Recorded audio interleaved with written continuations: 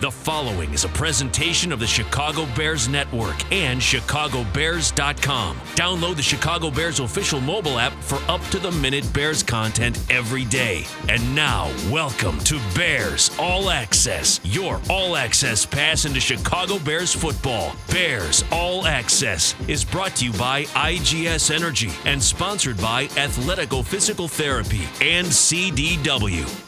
And a pleasant good evening, everyone. Welcome into Draft Week, Chicago Bears style, the NFL marching towards some new talent additions here on Thursday, Friday, and Saturday, looking for foundational pieces and much more for now and the future for first-year General Manager Ryan Poles and his staff.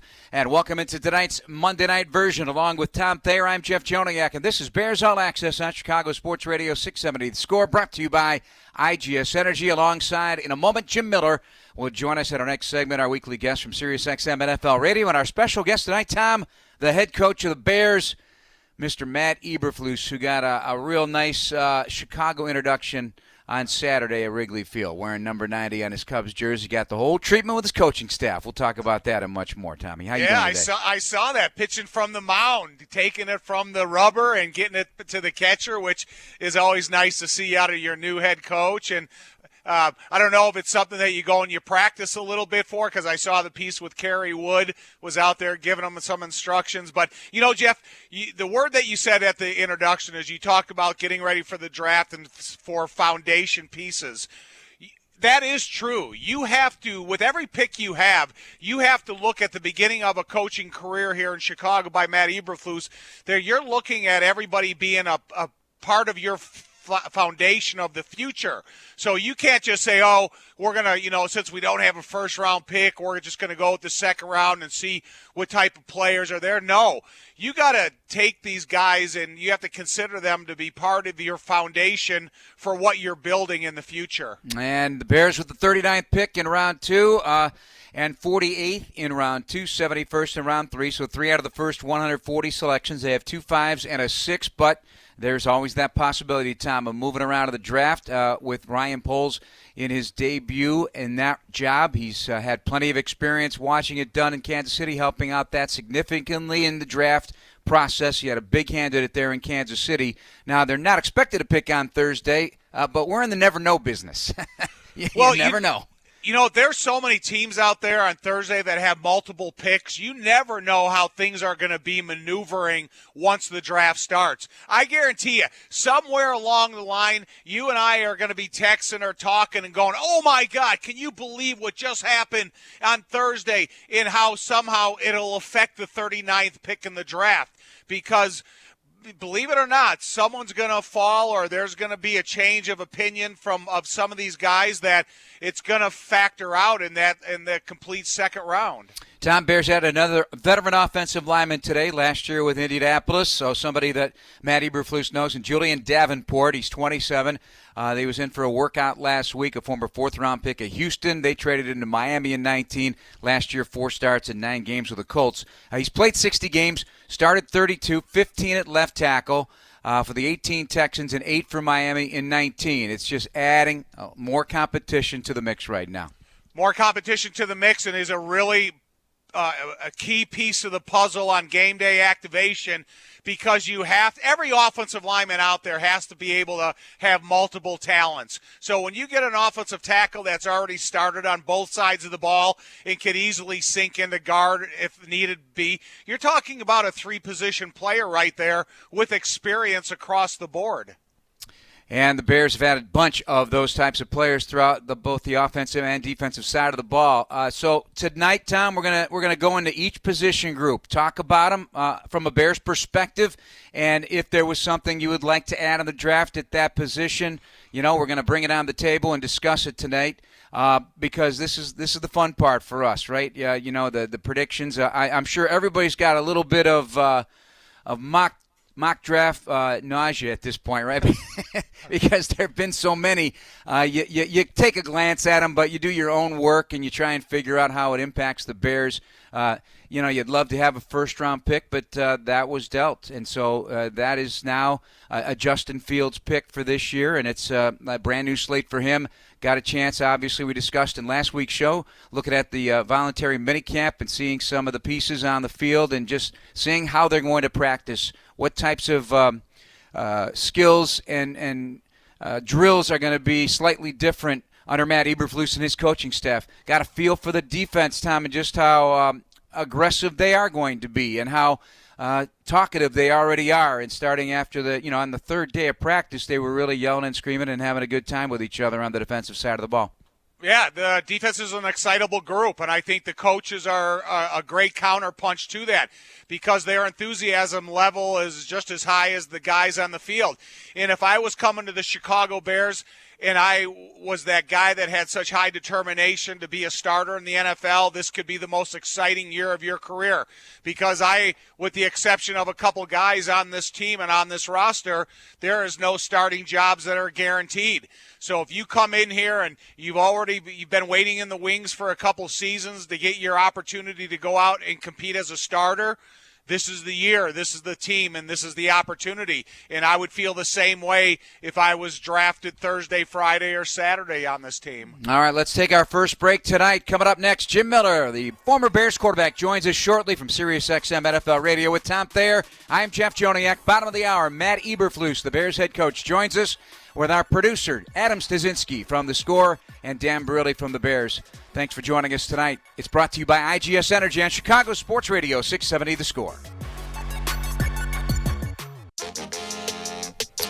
Welcome back, everybody, to Bears All Access. Is brought to you by IGS Energy. Choose clean energy for your home at IGS.com because every good choice adds up to a better world. Along with Tom Thayer, I'm Jeff Joniak. And now joined by former Bears quarterback Jim Miller from SiriusXM NFL Radio's Moving the Chains with Pat Kerwin. And a big week for him. He is headed to Vegas shortly. I'm sure you're all packed and ready to roll. Do you have any insight into covering the NFL draft from your perspective and how you get ready for something like this, Big Jim, and how you doing? I'm doing great. And, no, I think, right now it's the Lions season. A week ago, Tyler Linderbaum, the center from Iowa, he was supposedly falling out of the first round. Now today there's a report he's going to go in the top 10. You look at the pass rushers. Last week it was a choice between Trayvon Walker and Aiden Hutchinson from University of Michigan. Now there's a report today that Jacksonville can't decide whether it's ownership or the general manager, whether it's a pass rusher or one of the offensive tackles are going in the first round. Now today, Jameson Williams, he was falling out of the first round as well because of the torn ACL. Now he's going top 10. So, yeah, who can you believe, Jeff? I mean, come on. It's the Lions season. Well, exactly. Well, hey, you can bet on this stuff now, Tom. So, Walker, according to when I read something on ESPN today, he goes from long shot to consensus favorite to be the number one pick in Vegas over Aiden Hutchinson. So these things are – a fluid situation, so we'll see what the Jacksonville GM Trent Baalke will do. I would go Walker over Hutchinson if I had the opportunity to make that pick. But, you look at the offseason and you look at the quarterback movement here, and then you look at the amount of draft choices that have been exchanged. And like I said, when you look at the first round, that how many multiple picks teams have, there is so much movement that could possibly happen because of these tradable, movable picks moving up and down one or a couple, and then just bodies going along with them. And then you got guys like Baker Mayfield is still out there waiting in the wings to see what's eventually going to happen with him. When you got teams that need quarterbacks, but then you got guys on their own team telling, like that Robbie Anderson saying, I don't want Baker Mayfield here. It's just that, everybody has got a platform now, and that contributes to the difficulty of not only keeping secrets, but if your team is out there trying to look for a possible competitor to come in and either make your team better or more competitive at a position, and then a player on that team has an opinion that may be negative, it really throws a wrench into the whole operation. Yeah, well, that's been happening more often than not. Now with social media, so I don't pay much attention to that. Teammates are going to say what they're going to say, but let's find out what happens in the end, because the quarterbacks, if they're going to be picked in the first round or not, will make a difference. When the Bears pick 39, Jim, that is really key here, because you talk about the Jameson Williams, because. That was something that were you going to keep that guy in the first round or not because of the injury? And there are some other things. Tackles are going to go.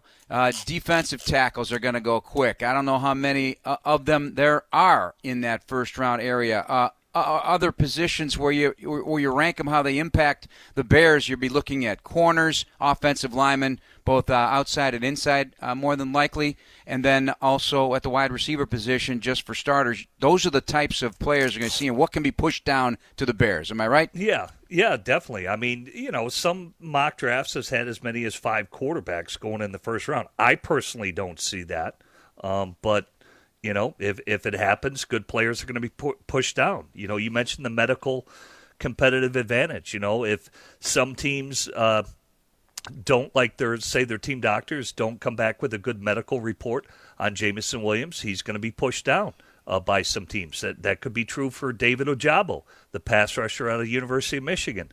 He tore his Achilles on his pro day. Some still have him in the first round. Some probably took him off their board.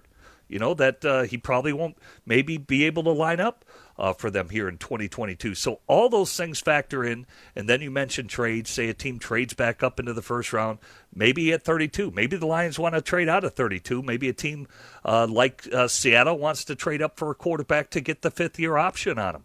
So that factors in. And then, of course, the risers that you mentioned. Trayvon Walker has made a great rise from when their season ended to this draft process, and now he's considered potentially who could be taken number 1 overall. That's happened to other guys. How about Tyler Smith, the offensive lineman from Tulsa? There are a lot of people that believe he's going to go first round. He's a tackle, 324 pounds, that a lot of people now are thrusting him into the first round. So it's going to happen, and it's going to push good players down to the Chicago Bears. What's up with Ogunjobi? Is he still out there on the market? After he failed his physical here in Chicago. Yeah, because there's a bunch of defensive tackles. Well, that's the thing about it. So you look at all the defensive talent on Georgia, and are some of these guys rising because the talent they played that they were surrounded by? And then you have a guy like Ogunjobi who's proved to be a good pro. Does he have more value to a team that has the ability to take a chance on maybe a guy with somewhat of an injury that can come in and he's already an NFL starter. So, you have to, take those guys into consideration too, as well as just these college kids. Yeah, I think that defensive tackle population has been pretty slow. Because you look at Ogunjobi, another team could offer him a contract and he could sign. It's probably in a holding pattern with the Chicago Bears, who have made an offer, but that's nothing to stop another team from doing that. But, hey, look at Akeem Hicks. He's out there. Eddie Goldman's out there. Brandon Williams out there. I mean, there are a ton of free agent defensive tackles that can play that are out there, probably because a lot of teams have turned to the draft. It's lighter at defensive tackle. There's still good ones in there. Obviously, Jordan Davis from Georgia. You look at Perion Winfrey from Oklahoma. You got Devontae Wyatt from Georgia, who's out there. You got the big kid from UConn who's there. So it's probably thinner at defensive tackle. But if your team doesn't land one in the draft, hey, man, look at all those free agent D tackles that are out there that you could potentially sign. So I think it's been pretty slow because it is slim pickings at defensive tackle. But if you don't land one, you can quickly turn back to free agency. I don't think there's a show this draft season that Jim has not mentioned Perion Winfrey. And you love him, huh? You love him. We just interviewed him on Sirius. Oh, did man. you? He impressed. He was a Senior Bowl MVP. Dude, that dude rocked it every single day, and then was the Senior Bowl MVP. Junior college transfer.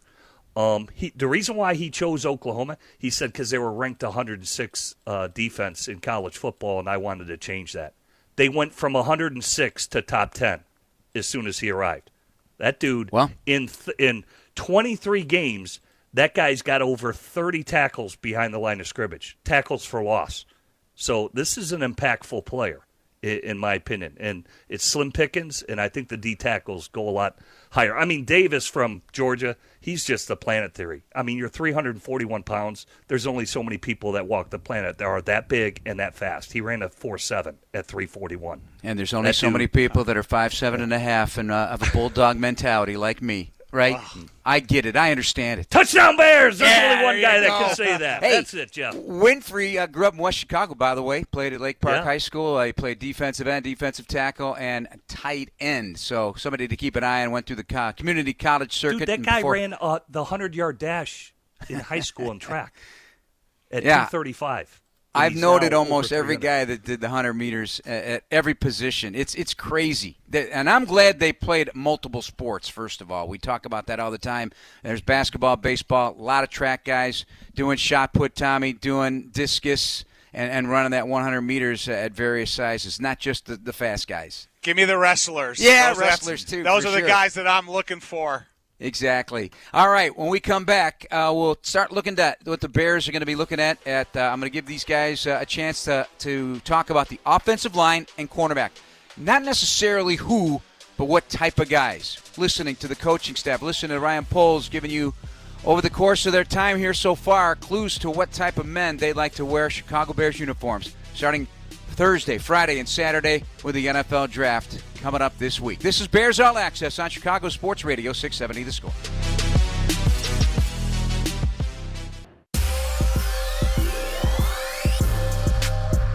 This segment of Bears All Access is brought to you by Athletico Physical Therapy. Visit athletico.com to request an appointment in clinic or virtually and start feeling better tomorrow. Tom Thayer, Jeff Joniak, Jim Miller from SiriusXM NFL Radio, our weekly guest. And you for listening. We thank you so much. Coming up at the bottom of the hour, Bears head coach Matt Eberflus joins the program. All right, Jim, we'll start with you. I mentioned corner and offensive line. We're going to do this for each of the segments. We know Bears are going to be a zone team, and it sounds like they want nasty, physical, mean guys. Do you see some of those guys in this draft? And are you looking interior or outside, or does it matter to you? Yeah, I still think, even though the Bears added Justin Jones, there's no guarantee that – I'm talking offensive line, Jim. Sorry. Oh, offensive line. Yeah. I think, for the Chicago Bears, I think, one, if there's a tackle that's there available, there to compete. I know we've talked quite a bit about the offensive line. It's going to be a different type of scheme in terms of the outside zone running scheme. So you got to have offensive linemen that have the ability to move. We already know that they've got to lose a lot of weight. So from that standpoint, leaner, quicker, faster guys that can get to the second level. Say if the Bears are looking at a center, we know Linderbaum's the highest rated out of Iowa, but there are other guys like, say, a Cam Jurgens from Nebraska. That's what they run at Nebraska. He'd kind of be a perfect fit for the Bears on the interior offensive line. So I think receiver is definitely in the mix as well. I think you need more talent around the young quarterback. We know they signed some veterans, but I think you got to add more speed and what they want to do from that standpoint. So, yeah, absolutely. Yeah. Tom, how about you? What do you have in mind if they decide to go in the direction of the O-line? Offensive line, and I look at second-year guys. The first-day guys I kind of take off and try to look beyond that. A guy that I'm interested in is there's a guy named Max Mitchell from Louisiana. And you look at the template of what Ryan Poles said he's looking for from the very first day he got here. That 6'4" to 6'6" frame, that 305 to 315-pound frame. He's got versatility to play both on the left and the right side already. He's has polished technique that you're not going to have to spend a year kind of emphasizing that as you're trying to develop him. So now if you feel his technique is polished and he can eventually go out and play tackle, can he play guard for me right now? Can he play either side? And like we talked about when they signed the new offensive tackle today, because of his versatility, that's the same thing I'm looking at on my interior guys. Can he play both right and left side? Can he play both tackle and guard? And when you look at 6'6", 307 pounds right now, you could go up a couple, you can go down a couple, you can go up a couple. Once you get into the dieting routine in the NFL, you get into the NFL weight rooms, and you kind of decide where you need to put some growth on yourself. That's kind of a guy that I would like to look for. All right, let's flip it now to corner. Tom, we'll keep it with you. Obviously, we're looking for guys that make plays on the ball. They want takeaways. Matt Eberflus wants that ball in their hands, attack the ball, great ball skills, speed. In this defense, too, eyes are going to be on the quarterback. And corners, for a tough football team, they have to tackle. So you have to have guys that are willing to hit.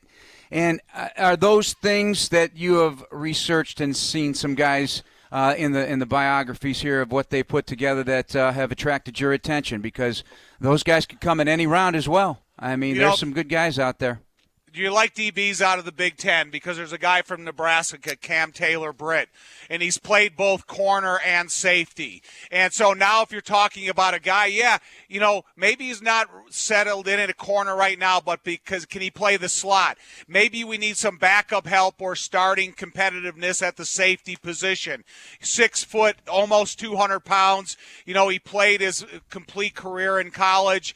I think when you grow up in the Big Ten, you play in all kinds of weather conditions. You play in the loudest of stadiums to some of the quiet at times. But you got all the experiences in a big-time program that you need to have when you come in here. Jim, at the cornerback position, I look at the division first. Obviously, you got Aaron Rodgers, you got Kirk Cousins. For now, you got Jared Goff. There's going to be quarterbacks added to this division in the draft.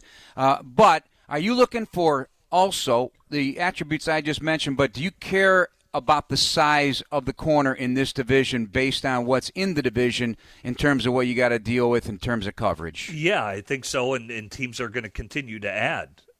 Typically Green Bay has had bigger receivers. Granted, they've gotten rid of a couple of guys when you look at Valdez-Scantling, but they still have Alan Lazard there, who's a bigger receiver. And Justin Jefferson's a big guy, too, for the Minnesota Vikings. I would say that I think you want a corner. If you're running the Tampa 2, you definitely want a corner with reroute ability, right? They got to be able to reroute at the line of scrimmage. So you have to be bigger. You have to be physical. You got to be able to physically take on a receiver and chuck them into the sideline bench, much like the Tampa Bay Buccaneers were able to do under Monty Kiffin. Whether look at the guys. I remember Philip Buchanan down there. That was a longer, leaner corner. Rondé Barber speaks for himself. Yeah, he was smaller in the 5'11" range, but he was strong and could had the reroute ability. So I think that's paramount. Not that the Bears are always going to be in Tampa too. They're going to have good all-around skills. If they go single high safety, off coverage or man coverage, they need to be able to do that as well. So good all around, but definitely need to be strong up front, because if you are in that Tampa 2 a lot, you have to have reroute ability. Think of Peanut Tillman. Guy's perfect example of the type of size of corner you want. Perfect example, and a guy who had long arms that could make some damage done and forcing those fumbles and get that reroute going, and that extra length makes a difference. So coming up, Matt Eberflus will join us out of the break. This is Bears All Access, a Monday night version, draft week about ready to commence with Tom Thayer, Jim Miller. I'm Jeff Joniak, and this is Chicago Sports Radio 670 The Score. The Miller Lite Bears draft party back at Soldier Field with player appearances from Roquan Smith, Darnell Mooney, David Montgomery, and many, many more, including some former Chicago Bears. Plus, tour the Bears locker room and get instant draft analysis from Big Tom and yours truly. Tickets on sale now at chicagobears.com/draft party. With Tom Thayer and Jim Miller from SiriusXM NFL Radio, I'm Jeff Joniak, and this is Chicago Sports Radio 670 The Score. Moments away from our conversation with Matt Eberflus here on Bears All Access. Thanks for taking the time to enjoy the show, everybody, and we're looking forward to a great draft week. And Matt's been busy working with players as the offseason program's been going on since April 4th, so a good 3 weeks. We'll talk to him in not good to go. Okay. And Matt, you there? Okay. Matt Eberflus, thanks for joining us, my friend. Welcome to the program. You're with Jim and Tom, and you had a busy little weekend over there at Wrigley Field, wearing number 90 in that Cubs uniform. How'd that feel? And you watched a 21-0 win, which is just weird. Yeah, it was a good football game, wasn't it? Was that a thrill or what? No, it was a big thrill. I got a chance to bring my girls, my family, to the game and share that moment for the first pitch, and singing the stretch, and really, and then I had my whole staff out there, which was outstanding. The whole staff came out, and the Cubs is a first-class organization. They took care of us, and I can't say enough about them as well. But we had some good camaraderie and some good family time there, and we really enjoyed the day. What a beautiful day it was. It was a packed house, and you could see the spirit of the Chicago fans in that game, and that was just so exciting to see. Well, the thing is, you must prepare for every detail in your life because you did some work on this, correct? Getting ready for this, you had Kerry Wood, the Cubs great, come and meet you up at Hallishaw on Friday. That had to be a big thrill as well. What kind of effort did you put in for this and the singing? Yeah. So in terms of the pitch, you want to make sure the details are right. So I had the markings on the football field, 60 feet and 6 inches. So of course I know the markings of a football field. So it's really from the top of the numbers all the way to the other hash, and you take 2 steps, and there you have your distance. And so we had it all marked out. I actually had some box jumps so I could raise that up, and I was throwing off of box jumps, 12-inch box jumps, so I could get the feel of the mound. And I would meet my assistant here every morning at 6 o'clock, about 4 times a week. For the last 3 weeks, we meet at 6 a.m., and I'd throw about 20 to 30 pitches, and just to get the feel for it. And then we'd go work out and then start our day. So that was part of the workout. So once I got out there with Clark the Cub, it was pretty easy because he had that huge glove that was like 5 times too big, and they didn't tell me I was going to be throwing to a mascot, but that's fine. He was a bigger target, and I threw it in there. I think it had pretty good form, but I think it was just a bit outside. Yeah, we'd like to get the clock speed on that pitch too. We'll get that for you, Tommy. Hey, Matt, how you doing? Welcome to Chicago. This is Tom Thayer, an ex-offensive lineman. And by the way, it's nice to hear that you were out at practice spending a little bit of time down by the offensive lineman. But, getting into your background, you're an ex-linebacker and you're an ex-defensive coach. When you're watching an offensive line now as a head coach, do you look at them differently than you would as a defensive coach? Or are you still taking everything into consideration you would as a linebacker getting ready to play against them or a defensive coordinator getting ready to coach against them? Yeah, that's a great question. And, I can obviously draw up all the runs and all the protections because that's what I've been going against my entire life. And what I notice about offensive linemen is first the athletic ability, the ability to run off the football and jump to the second level in the run game and really stay on guys at the second level and, and be able to move their feet and finish their blocks. And that's what really jumps out to me. And that's what we really are trying to acquire here and teach here with our current players. So we're excited about the offensive line, where it's going. Simo, our offensive line coach, is doing a great job getting those guys in condition this time of year, and he's working them, and he's a really good coach. So we're excited about that position and where it's going to go. So, and one of the phrases I hear you use is the growth mindset. When you talk to these guys about their initial mini camp that they came through and then to continue to prepare for the future, are you encouraging these guys to continue the confidence growth process in their position and what they need to do to improve, or is it something that it's a little bit different individually to each guy in each position? No, I think that's all-encompassing of our entire football team, that we understand that everybody's learning the new systems right now and how we do it, how we go about it. But also, more importantly, is the conditioning level it's going to take to play this way. And they have to really understand that and push the envelope physically as well as mentally, and then build that physical and mental stamina. Because what happens is when you get in great shape, you're able to play longer, better. And that's what we want from these guys, and that's what we're going to really set high standards for those guys to be able to get that done. Hey, Coach Jim Miller here. Good to talk to you, and welcome to Chicago again. And, man, I hope you threw the mascot for a loop and threw like a Phil Necro knuckleball or something like that just to screw him up. No, I don't have that skill set. It was just a normal little lob pitch is all it was. Oh, love it. Well, let me just ask you, when you talk about the learning aspect, it's really the first opportunity to get guys out on the field and, get to the hands-on coaching and watch the players move as they learn the system. people don't realize. I mean, you're just, you're out there in shorts and in T-shirts, essentially, in the jersey numbers. And, it's basically the start of it. And where it starts is not where it's going to finish, and everything takes a little time. And, maybe just touch on that because, I get mad. I'm up here in Michigan. Oh, the practice looked terrible. And you're teaching these guys literally how you want them to practice, and how to stand up, take care of one another, all those things. Could you break it down for the listeners? Yeah, so the first team meeting that I had with them, I showed them like a house, a picture of a beautiful house, and then I showed them that, hey, when you build a house, you have to have plans for the house. So I showed them basically the blueprint for that.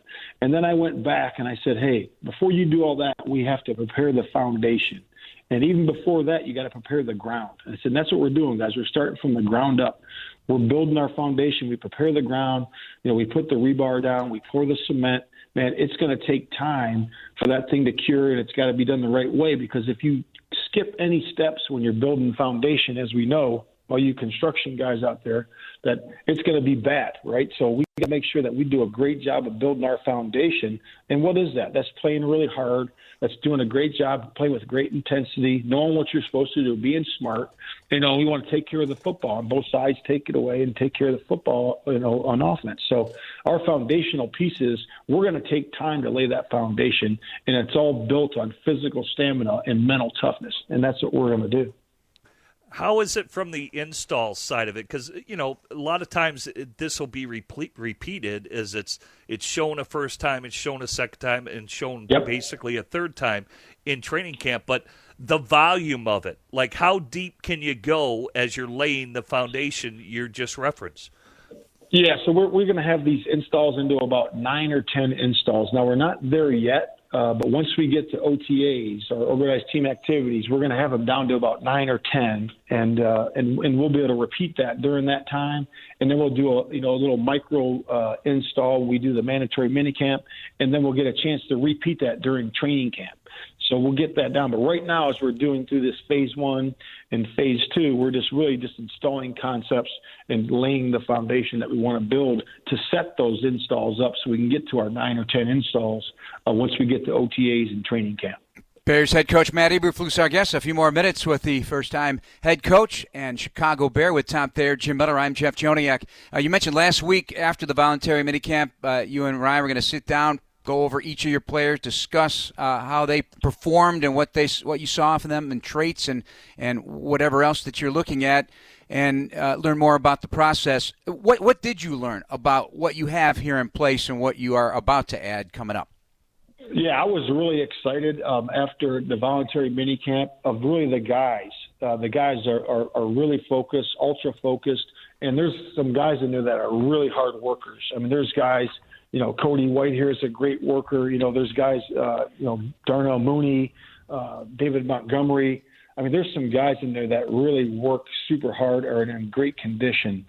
And that's what really stood out to me was, and I'm just naming a few of them. There was several guys that have great work ethic, and that's a really a nice thing to see. Matt, as a first-time head coach, is getting prepared for the draft and watching the highlight tapes of those kids, sometimes you just get caught up in watching perfect plays.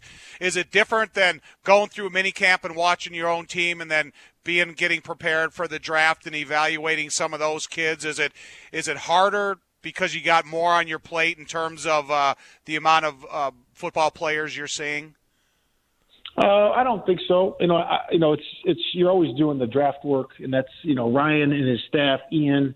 Those guys have done a great job with that, and that's really a collaborative effort between, the coaches and the scouts. And we said that in our initial press conference in terms of us working together to get the best product on the field. Then relative to evaluating our guys that we currently have, that's just what we do as ball coaches. I mean, we love doing that. We wake up doing that. We're excited about watching every little detail in terms of how they're playing, how they're operating, and how they're finishing each play. So, yeah, we like this time of year. Coaches love when players are in the building because you get to coach. It's one thing to meet and talk about it, but, man, we love to get out there on the grass and coach on the grass. Yeah, it seems like every coach that I talk to, they're just happy guys are in the building. I mean, you think about the last couple of years, haven't had the opportunity to do that. It is such a blessing to get back to normalcy from that standpoint. As you mentioned, the draft, and obviously all the attention turns to the draft, but you've got work there that you're doing. I mean, as you mentioned, a collaborative effort in expressing your idea of a football player that fits what you want to do. When you look at Ryan Poles in that supportive nature to provide the type of players you're looking for, I mean, how many conversations are had to get to that point where, hey, whether you're beating on the table that everybody always talks about or just conveying that, yeah, this guy fits what we're trying to do? Yeah, so early on in the process, what we did, guys, we did profiles for each and every position. So we had the position coaches come up with the profiles, and if it's tight end, you start looking at the best tight ends in the league, Kittle and those type of guys, and then you hone it down to say, okay, this is exactly what we're looking for in a tight end position, and the Y position or the F position. And what you do is we went through every single position with the scouting staff, so they knew and they could ask questions and really just spelled it out for them. And we want to be a very athletic football team, and a speed football team. So we're going to have guys that can move in space. It doesn't matter what the position is. It could be fullback, it could be center, it could be middle linebacker. All the positions. So that's, I think, it might be the one common theme is athletic ability, speed, and those are the things that we want to covet here with the Chicago Bears. And so they have to have the talent, they have to have the love of football, and they have to be willing to work hard, because we're going to have standards here and you're going to have to work hard. So those three things get you in the door, and then, man, we're looking for athletic speed players. And a little nasty, too, I'm sure. No question about it. Right, Coach? Yes, sir. All right, well, we really appreciate taking the time on this busy week. And good luck this week in the draft, and we'll see you soon. Okay, I appreciate it, guys. Thanks for having me on. Thanks, Coach. Appreciate it. Matt Eberflus, Bears head coach, with Tom Thayer, Jim Miller. I'm Jeff Joniak. We'll take a break and come back with more, looking at the draft from a Bears perspective after this break on Chicago Sports Radio 670 The Score.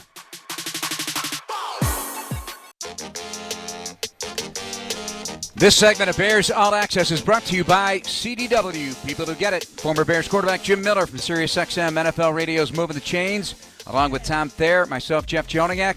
Thanks for joining us tonight. Our final segment, we'll continue to look at the different positions and what the Bears might be looking for in terms of what types of talent, not necessarily who they are. Again, two second rounders, a third, a couple of fives, and a six. Just heard from Matt Eberflus. Jim, the man's he's attention to detail for sure, right? You can hear it in how he describes every detail of the process, and right down to throwing the pitch at Wrigley. Yeah. Well, hey, I mean, like you said, you got to prepare for everything. And like you said, he's got to teach the team of what he expects, through practice. We talked about the work ethic, obviously, show up, pay attention, work hard, all those type of things are involved. But you literally want players and have to teach players how to practice. You're going to be out there and things have changed where you're not in pads and full gear, and it's not just a free-for-all like it used to be. There's a way to practice with speed, practice with tempo, stay up, take care of your teammates, but the effort, the technique, all those things are being evaluated. And it just blows my mind, like when I'm reading things this week, practice was terrible. That's true for all 32 teams because they're going through the same thing. Let alone of a first year head coach that's trying to lay the foundation that Matt Eberflus talked about. There's a way to go about it and a way to do it. Where it starts is not going to be where it ends or finishes. It takes time.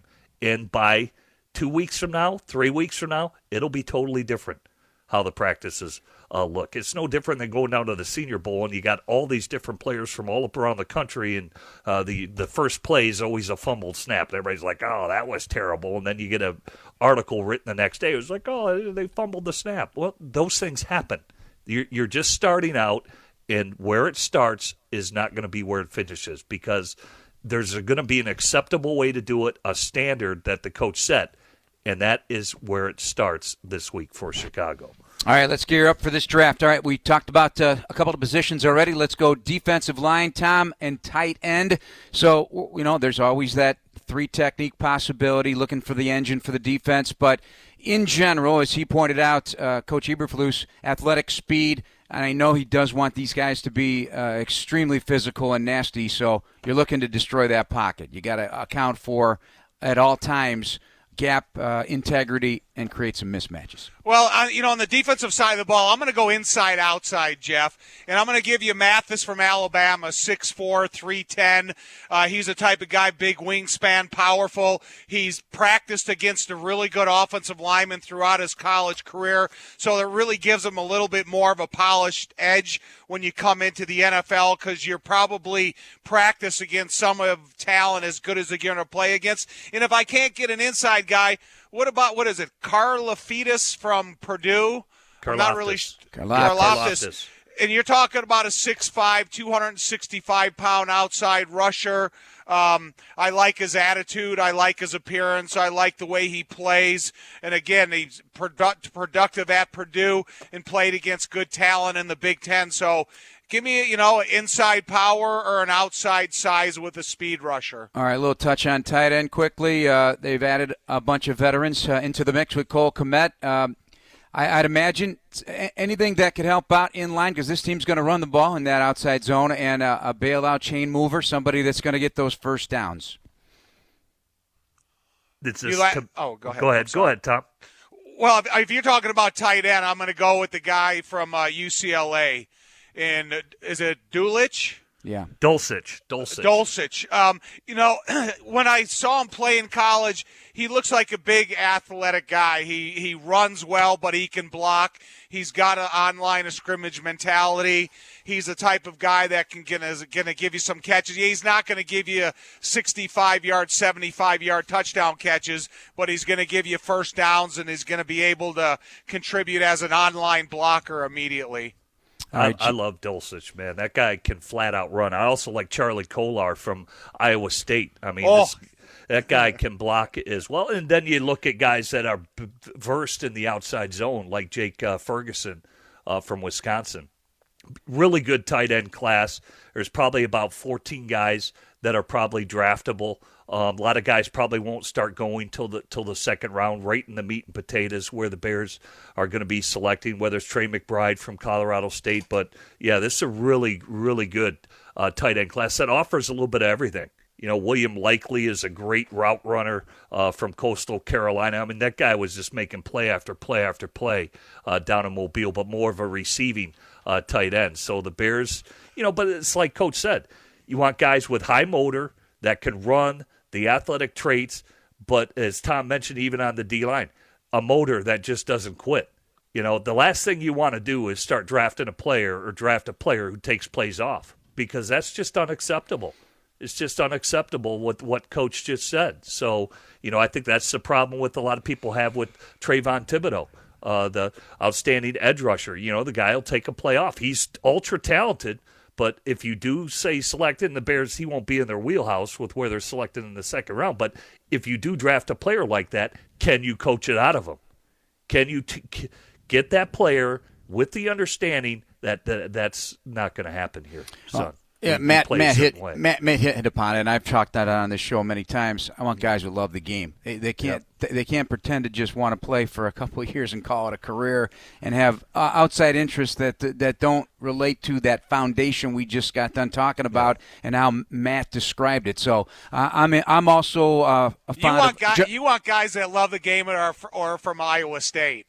Well, they're turning out some good talent. They're turning out. I mean, Breece Hall. He's to me, he's the best running back. There's no question about it. But I tell you, at the tight end position, Jelani Woods also gets my attention. He might be a third or fourth round pick, but size, length, long arms, and can run pretty good too at the tight end position. All right, let's flip it now. Let's go to see. We only have 6 minutes. Well, we have 5 minutes, Jim. So, but the wide receiver position, we know the Bears are going to likely add something in that mix. Again, you want to kind of build a basketball team, but that speed element, he keeps talking about athletic and speed. So there are so many And I want a guy that's also going to be willing to throw a block for the running game. Again, I expect this team to run the football. So there are a couple of guys, because we won't have time to go through every detail, but look at that and then throw a couple safeties in the water there. And yeah, go to well, Tommy. Yeah, I think there's all kinds of receivers in this draft. Just depends on what you want. Do you want size? Do you want speed? This is the fastest wide receiver class that was clocked at the Combine. I mean, there's legitimately 8 to 10 guys that are in the 4.3 or minimum sub 4.4 range. So there's a ton of speed from slots to big X's to Z's, movement guys that'll block from that standpoint. And so I think it offers a lot at the wide receiver position. They just continue to get better. And this quote-unquote route tree doesn't seem to matter anymore. These guys are coming out because they've done so much. Like they've been in these passing leagues, like these flag leagues that were passing since they were, even before high school, junior high, where they're really well-versed, where you can plug and play a lot of these guys. Just look at the numbers last year. Even to Kadarius Toney, who was on the block to be traded for the New York Giants, he led their team in receiving as a rookie. I mean, so it's happening quicker than what people think at the wide receiver position. Yeah. Tom, how about you? And then maybe you look at the safety position at wide receiver as well? What about David Ball from Purdue? You look at some of the games that he had this year, well, almost 300 yards receiving in a couple games when Purdue needed it the most. He had 12, 13 receptions in one game. He was a go-to guy against talented defenses, even though they know they were going to go to him. So he's the type of guy that if he was that invested in college and he could get himself that open to make catches plus run after the catch, I would be interested in investigating what he's going to have to offer. All right, and I'm going to throw one on there because you got to give a shout-out to the local kids for sure, and that's Glenbard West's Alec Pierce. He's an outstanding athlete. He can clean up a quarterback. He can sky high. He had the best vertical of all the receivers at the scouting combine at 40+. He can run like the wind as well, but you put on his highlight tape, and he caught everything. Down the field, over the middle, intermediate routes, and he just has tremendous body control. So that's a guy to keep an eye on as well in the second or third round for any NFL team, but a Chicago guy from Glenbard West High School, had a great athletic family that he came from. All right, you guys know I love safeties. I always talk about them. Let's just touch on the safeties and linebackers. Jim, any hard-hitting safeties that could fill a role but be versatile enough to be, even a big nickel, which is, something obviously that has been used here before. But I believe that Matt Eberflus and Alan Williams want to have versatile guys so they can come up with some different plans of attack. Yeah, I love Daxton Hill from University of Michigan. I mean, that guy can play slot. He probably is talented enough to play corner, but he's probably gone where the Bears are selecting. But if players get pushed down, Daxton Hill is one I'd really would keep my eyes open. How about the kid from Penn State, Jaquan Brisker? I mean, this guy's a big-time hitter, more of a zone safety, what the Bears are looking for. Played with a bad shoulder last year, but he plays with bad intentions and played a lot better because he was a junior college transfer and just really showed better consistency in what Penn State was asking. Some think Lewis Seen, the Georgia Bulldogs safety, could go in the first round, but he's probably staring the Bears in the face with where they're selected in the second round. Other guys, that Brian Cook from Cincinnati, 6'1", 210. This dude is an alpha male mentality. That dude will flat out take your head off and is a very physical player. Well, I look at a day 3 prospect like McKinley out of Oregon. Here's a guy that is physical, almost 5'11", 200 pounds, a free safety type guy. In the wide open offenses, sees a lot of ball movement, is a sure tackler, and you're not going to be around in the first round. To me, it'd be offense and defensive lineman in the second round. Then maybe that third day pick, McKinley would be around. Oh, man, there's so many different choices, so many guys. Look at Kirby Joseph out of Illinois. Also, somebody had the highest cover grade by a Big Ten safety since Malik Hooker back in 2016, according to Pro Football Focus. Fellas, we're out of time. Jim, hey, have a great time in Vegas, buddy. All right, man. Good to be with you guys. Thank you, Jim Miller from SiriusXM NFL Radio. For Tom Thayer and our guest tonight, Bears head coach Matt Eberflus. Thanks as well to Adam Stadzinski and Dan Barilli. We're out of time. This has been Bears All Access on Chicago Sports Radio 670 The Score. Good night, everybody.